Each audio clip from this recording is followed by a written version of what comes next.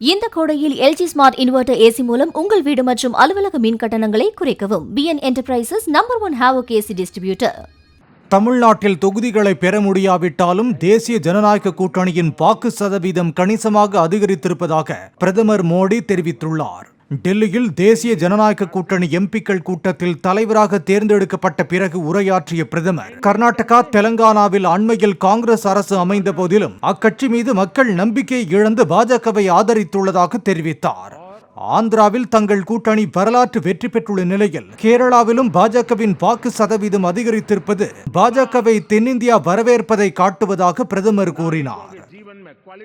இந்த கோடையில் LG smart inverter AC மூலம் உங்கள் வீடு மற்றும் அலுவலக மின் கட்டணங்களை குறைக்கவும். BN Enterprises #1 Havoc AC distributor.